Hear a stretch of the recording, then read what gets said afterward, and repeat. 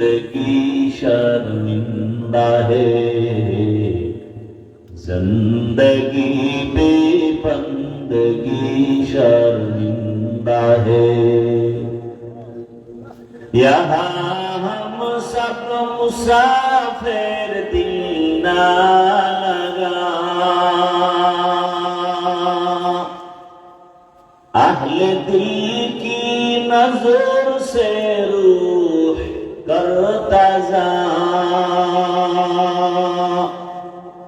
शाह दौलत सब फकीर नेक नहीं, शाह दौलत सब फकीर नेक नहीं।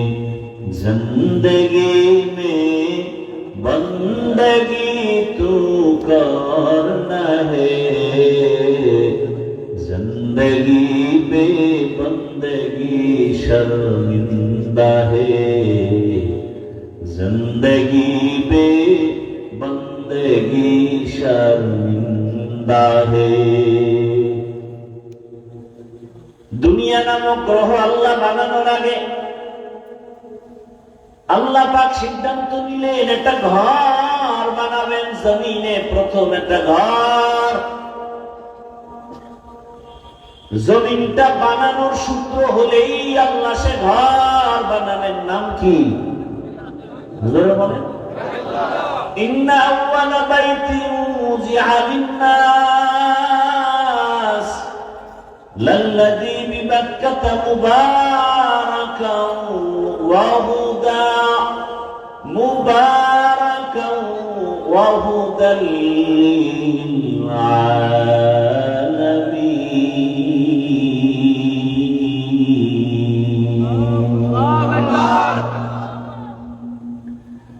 আল্লাহ জমিনের প্রথম ঘর বানাইলেন মক্কা নগরীতে, বাইতুল্লাহ, হেদায়েতের ঘর, মানুষের কল্যাণের জন্য। সেই বাইতুল্লাহ জিবরাইল আমিন ফেরেশতার মাধ্যমে আল্লাহ বাইতুল্লাহ প্রথম নির্মাণ করালেন, আদম নবী দিয়া পুনর্নির্মাণ করালেন। নূহ আলাইহিস সালাম আসেন তুফানে, ওই বাইতুল্লাহ সহ পুরা জমিন সাফ হয়ে গেল। আল্লাহ পাক রব্বুল আলামিন নূহ পয়গম্বরের 3 সন্তানের দ্বারা এই জমিনটাকে আবার আবাদ করলেন। সাম, হাম, ইয়াফাস আবাদ করিয়া এই জমিনের মধ্যে আল্লাহ পাক রব্বুল আলামিন একজন নবী পাঠালেন, নাম করা জলিল কদর পয়গম্বর ইব্রাহিম। পয়গম্বর ইব্রাহিমের দ্বারা বিলীন হয়ে, এই আপনাদের কি হেদায়েত কমপ্লিট?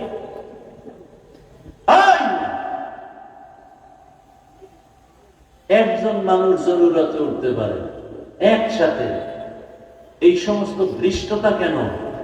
না এই 2 মিনিট আগে যে একটু কথা বলছি লেগে গেল। হ্যাঁ, ও ওই রোগী। হ্যাঁ, চিন্তা করতে পারেন,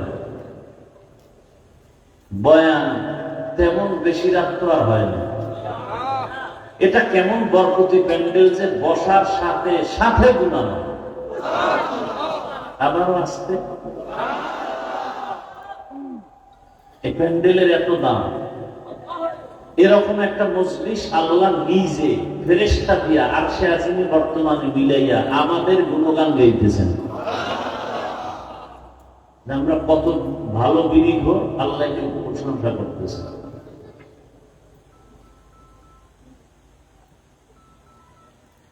আল্লাহ প্রশংসা করে বলেন, ও ফেরেশতা, ওই জমিনের মধ্যে যারা আছে এদের জীবনের গুনাহগুলো মাফ করে দিলাম।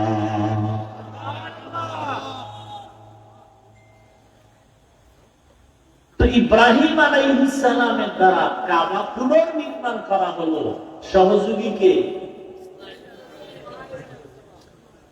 ওই বাইতুল্লাহ বানালেন ইব্রাহিম আলাইহিস সালাম। এমন সময় আছে মানুষগুলো মূর্তির পূজা করে। যার ঘরে আছে বাবাও মূর্তি পূজা করে। ওই দেশের বাহাদুর নমরুদ মূর্তি পূজা করে। ইব্রাহিম আলাইহিস সালাম এর বিরুদ্ধে তাওহীদের বাণী নিয়ে দাঁড়ায় গেলেন। আল্লাহর হুকুমে হিজরত করে ফিলিস্তিন চলে গেলেন। আল্লাহর হুকুমে কাবা নির্মাণ করে হজের এলান দিলেন। ওই বাইতুল্লাহ এক পর্যায়ে ইব্রাহিম নবী বিদায় ইসমাইলের বংশে ওই বাইতুল্লাহর পাশে মানুষের বসবাস হলো। বাইতুল্লাহর ভিতরে পর্যন্ত মূর্তি টানায় দিছে। মুশরিকরা আল্লাহরে মানে ঠিক, তবে এদের মাধ্যম হিসাবে আরো মূর্তিরে খোদা হিসাবে সহযোগী মানে। শিরিকের মধ্যে যত মারাত্মক শিরিক হলো মূর্তির পূজা করা, মারাত্মক শিরিক।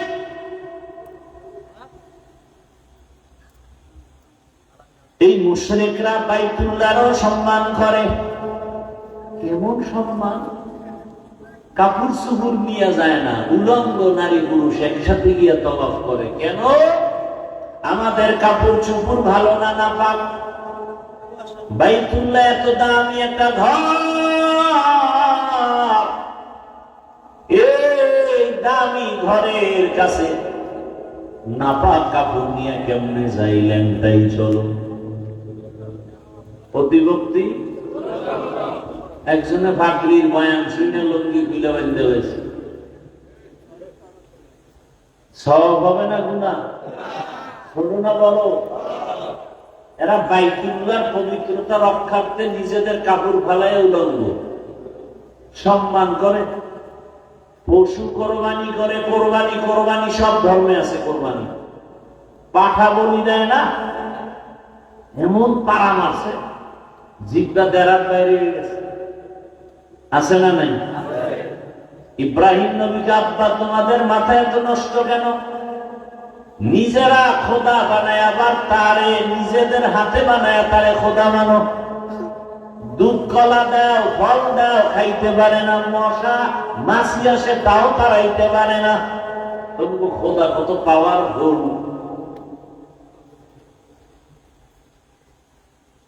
ওই মুশরিকরা পশু জবাই করে রক্তটা দেওয়ালে মাকে, বাইতুল্লাহর দেওয়ালে, আর মনে করে আনবো কোরবানি করুন। আল্লাহ আয়াত নাযিল করলেন। আমি যে আয়াতটা খুতবায় পড়েছিলাম, লা ইয়ানালাল্লাহু লুহুমুহা ওয়ালা দিমাউহা ওয়ালাকিন ইয়ানালুহুত তাকওয়া মিনকুম। নবী আপনি জানায়া দেন, এ মুশরিকের দল, তোদের রক্ত তোদের গোশত আল্লাহর কাছে পৌঁছে না। পৌঁছে কি? হর কে দার খৌফে হকদার দিল মদাম জন্নতুল মাওয়া দেহত রামকাম জুজবা হকচি জে মখাজ ইনসো জা ফজলে উআ মস্তে দর জুমলা জাহান। আল্লাহ তাআলা জানায় দিলেন এই রক্ত মাখা চলবে না। কোরবানি চলে যুগে যুগে যুগে যুগে, কিন্তু আল্লাহ চায় বান্দার পশুর রক্ত নাকি অন্তরের তাকওয়া। আল্লাহ তাআলা এই কোরবানি নিলেন ইব্রাহিম থেকে, এই কোরবানির পরীক্ষা নিলেন ইসমাইল থেকে, এই কোরবানির পরীক্ষা নিলেন মা হাজরা আলাইহা সালাম থেকে, এই কোরবানি নিলেন রহমতের নবী মুহাম্মদ সাল্লাল্লাহু আলাইহি ওয়াসাল্লাম থেকে। আল্লাহ নিজে বললেন, ইন্না আ'তাইনাকাল কাউসার ফাসাল্লি লিরাব্বিকা ওয়ানহার। হে রাসূল, আপনার রবের জন্য নামাজ আদায় করেন, কোরবানি করেন। কোরবানির আগে নামাজ না, নামাজের পরে কোরবানি।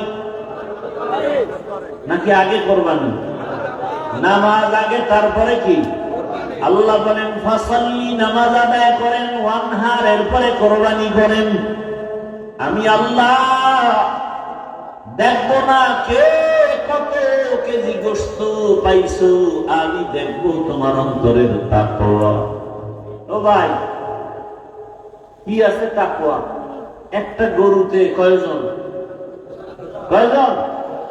বাঘে কত করে বলেন? 30,000। আচ্ছা, যদি আরো 500 টাকা বেশি লাগে দিবেননি? দিবেন না? 500 টাকা দিতে পারেন, 100 টাকার চামড়াটা কওমি মাদ্রাসায় আল্লাহর ওয়াস্তে দিতে পারেন না? এখানে তাকওয়া কম। কওমি মাদ্রাসায় কোরবানির চামড়াটা দিবেন, ওখানে এতিম অসহায় থাকে, কওমি মাদ্রাসায় দেওয়া ডাবল সওয়াব।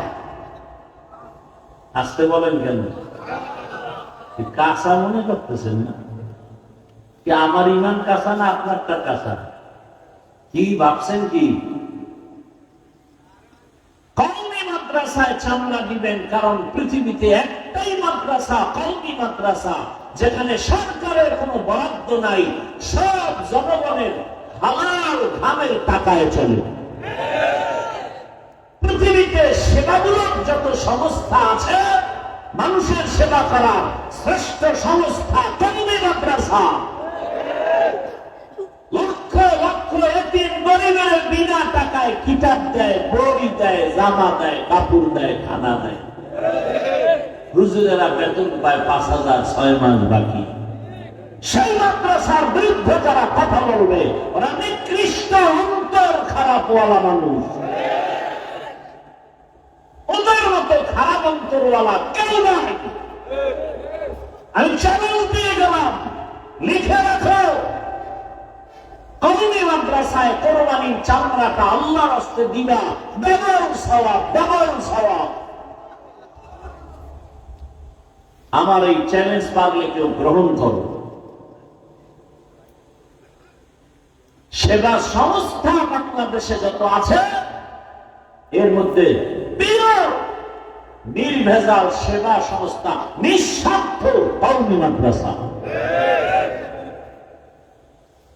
লক্ষ কোটি টাকার খানা লক্ষ লক্ষ ছাত্রের পেছনে যাচ্ছে, আপনাদের সদকা, আপনাদের যাকাতের অংশ, ঠিক না?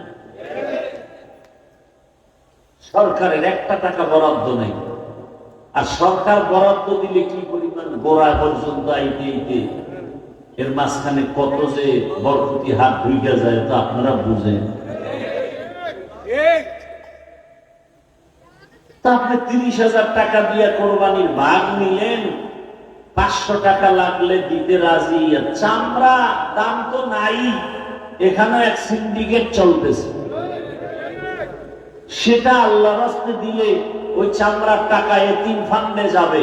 প্রত্যেকটা কওমি মাদ্রাসায় অঘোষিত এতিম ফান্ড আছে, এতিম অঘোষিত ভাবে এতিম ফান্ড আছে। 1 টাকাও বিফলে যায় না। যদি কেউ তসরুফ করে, উল্টা পাল্টা করে, আল্লাহর গজব নেমে আসবে জমিনে। অতএব আল্লাহর উপরে ছেড়ে দেন, এত টেনশন কেন? 1 টাকাও নিবেন না, বিনা টাকায় চামড়া গুলো কওমি মাদ্রাসায় দিবেন। রাজি আছেন? হাত দেখান লাগবে, চেহারা দেখলে বুঝি না আপনারা কোন দরবারের কুতুব।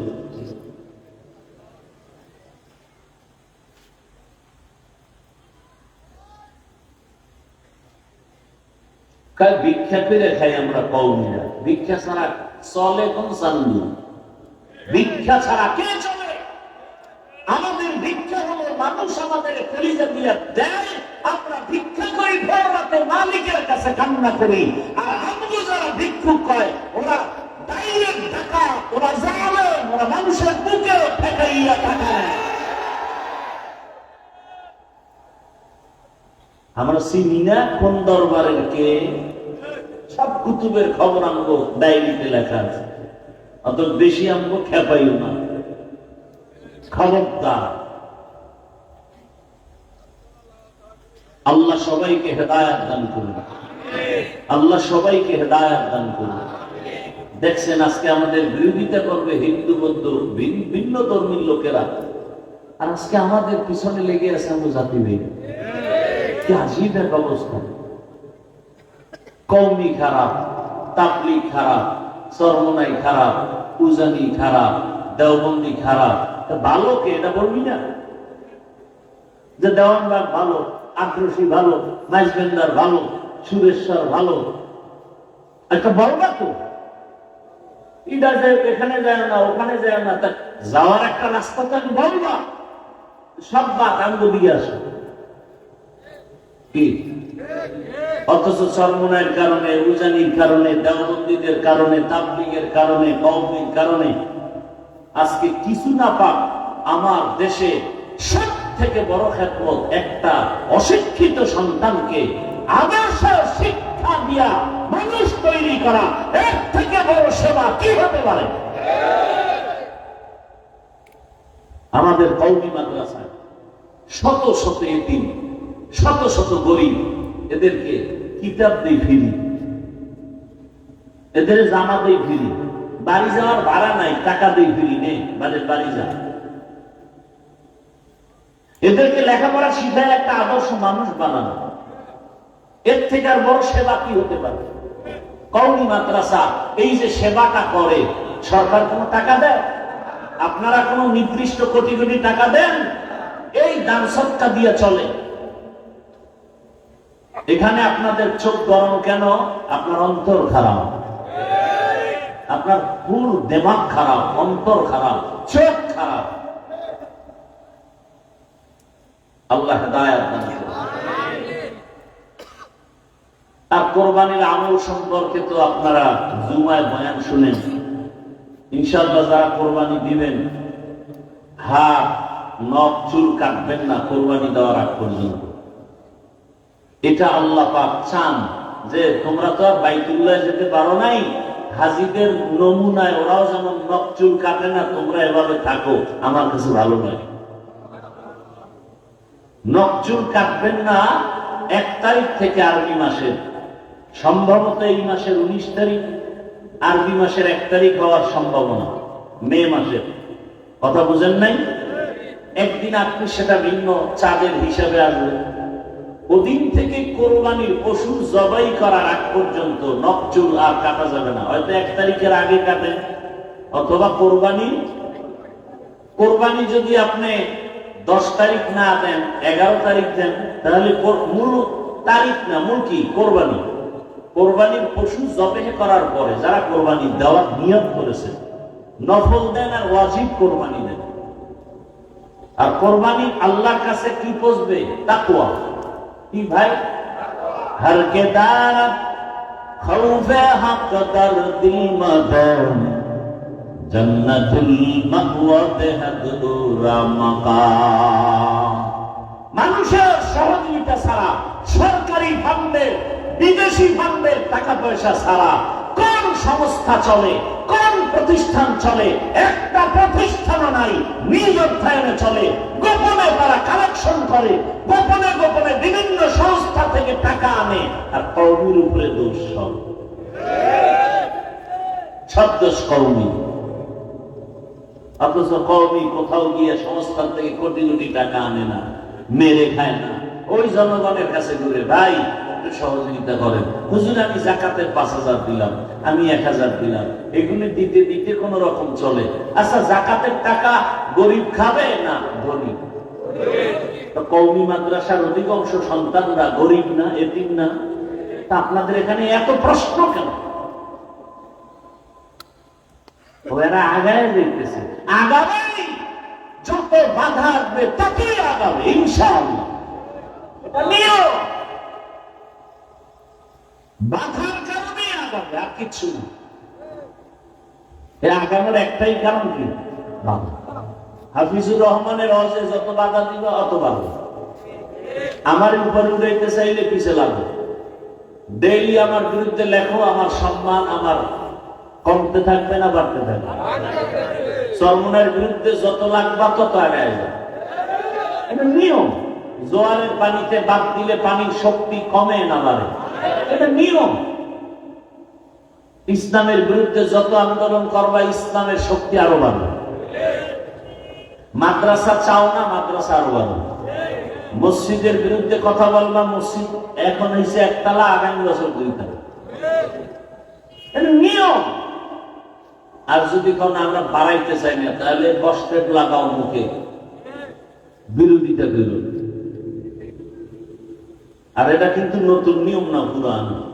আবু জাহেল ঘুরে আর কয়, শুনছো কি, নতুন মোহাম্মদ পাগল হয়ে গেছে, আব্দুল্লাহর ছেলে, কেউ যাইব না।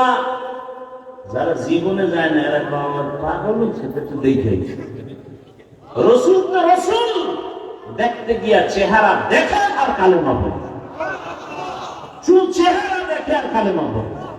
যেই ব্যক্তি তো কোনদিন পাগল হতে পারে না। আজকে যারা আমাদেরকে পাগল বলে, কোথায় কাজে দিনে রাতে এখন ধরা খাচ্ছে, ওরা পাগল, ওরা পাগল, ওরা পাগল। কথার কোনো ব্যালেন্স নাই। মানুষ হাসে, দেখছো এরা কেমন মানুষ, কালকে এক কথা আজকে এক কথা, কথার কোনো ব্রেক নাই, স্থায়িত্ব নাই। এটা একটা মানুষ হইতে পারে এইভাবে? ঘুমের তুই থেকে স্বপ্ন দেখছি, সকালের সব ঘুমের আগের কথা বাদ, স্বপ্ন উল্টো দেখে বলেছি। আমি বাংলাদেশে বয়ান করি, কোন পক্ষ বিপক্ষ না, আমি সঠিক কথাটা মানুষকে বুঝাই। আমার এই কথার দ্বারা আপনারা কি বুঝছেন? আমি আলিয়ার বিরুদ্ধে, আমি স্কুল কলেজের বিরুদ্ধে। বাংলাদেশে একজন বক্তা আমি, 2 জন আমার জানা মতে পর্যন্ত পাই না যারা স্কুল কলেজের পক্ষে বেশি বয়ান করে। আমাকে ছাড়া আমি কাউকে দ্বিতীয় পাইনি। আমার মতো কঠোর বয়ান কেউ করে না স্কুল কলেজের পক্ষে। চ্যালেঞ্জ, আমি আজও পর্যন্ত দ্বিতীয় কোনো বক্তা পাইনি। আমি যেমন বলি স্কুল ছাড়বা না, কলেজ ছাড়বা না, ওখানে পড়বাই, কলিজা দিয়ে দোয়া করি ডাক্তার হও, ইঞ্জিনিয়ার হও, প্রফেসর হও, ওসি হও, ডিসি হও, এসপি হও, এমপি হও, মন্ত্রী হও, বেয়াদব হইও না। এই বয়ান সারা বাংলাদেশে চলতেছে, সারা বাংলাদেশ। আমাকে অনেক টুপিওয়ালারা বলছে, আপনি এই বয়ান এভাবে করেন কেন? এত তো মাদ্রাসার প্রতি উৎসাহ কমে যায়। আপনারা বাড়ান, আমি এক্সারসাইজ করতেছি। সবাই তো এক্সারসাইজ করে, আমি এক্সারসাইজ করি। তার মানে কি মাদ্রাসার বিরুদ্ধে? উল্টা বুঝেন কেন? ভাওনা বুঝতে পারেন? আল্লাহর কাছে তাকওয়া পৌঁছবে।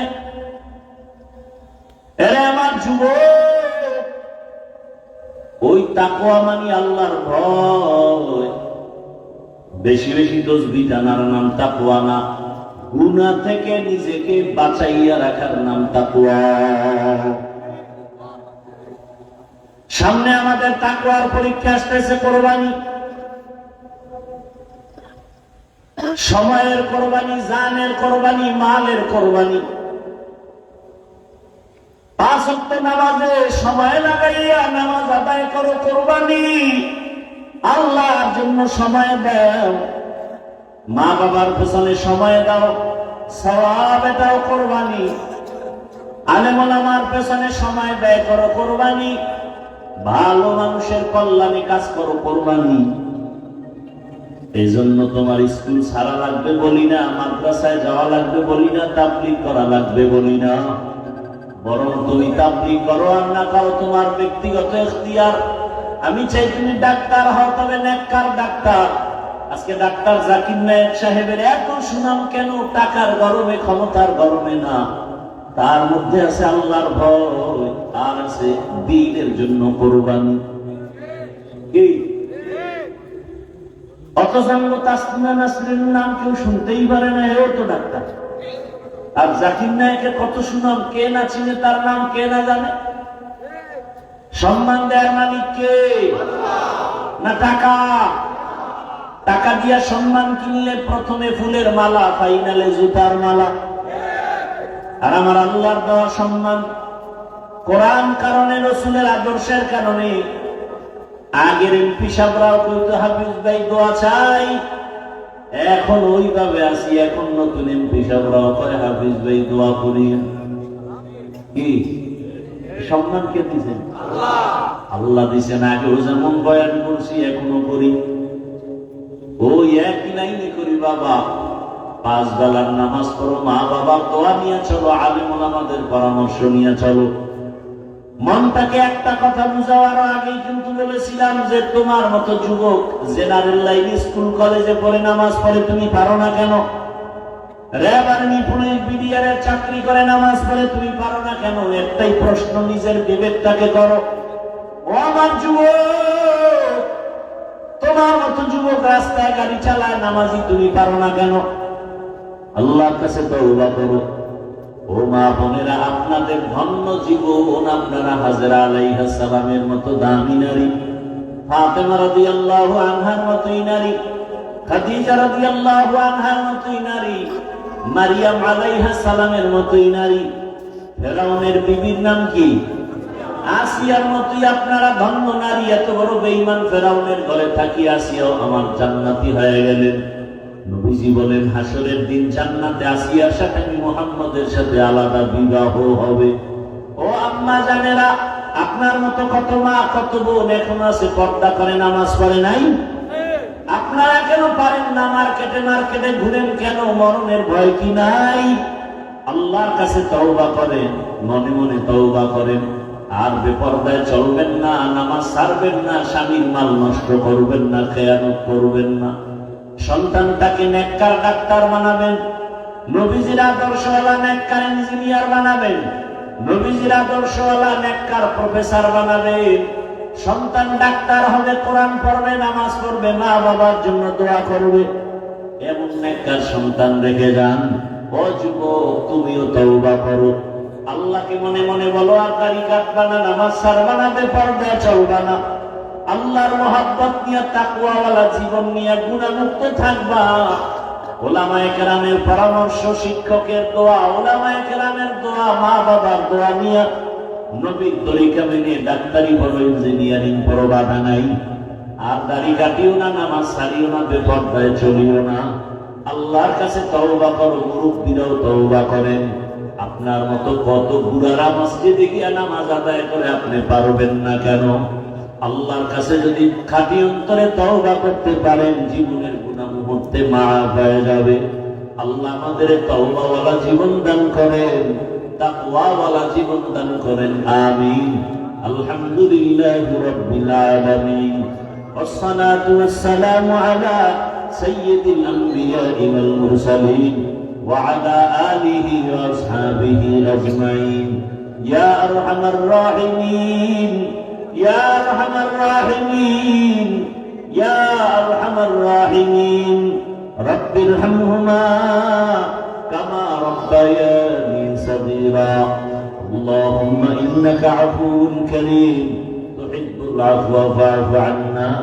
اللهم إنا نسألك رضاك والجنة ونعوذ بك من سخطك والنار. اللهم إنا نعوذ بك من البرص والجنون والجذام وسيء الأسقام.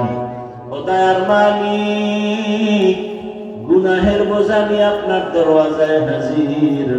ওলামায়ে কেরাম, মুফতি, হাজী সাহেব, ব্যবসায়ী, চাকরিজীবী, যুবক, ছাত্র, পর্দার আড়ালের মা বোনেরা, ও আল্লাহ মেহেরবানি করে বরকতের সময় আমাদের জীবনের গুনাহ মাফ করে দেন।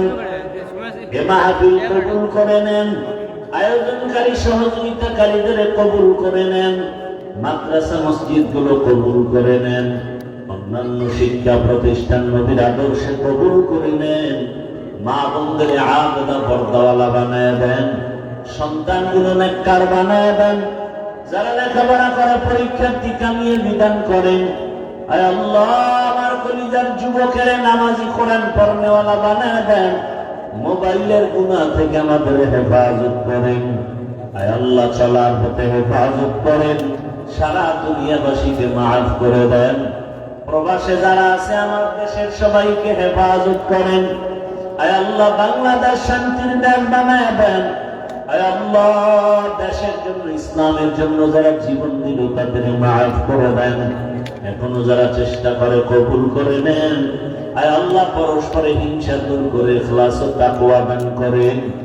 ঘরে ঘরে সুন্নতের বাতি জ্বালায় দেন, সুন্নাত ওয়ালা ইজ্জতের জীবন দান করেন। নবীজির রওজা মোবারক বাইতুল্লাহ জিয়ারতের জন্য কবুল করে নেন। যারা গিয়েছে তাদেরও কবুল করে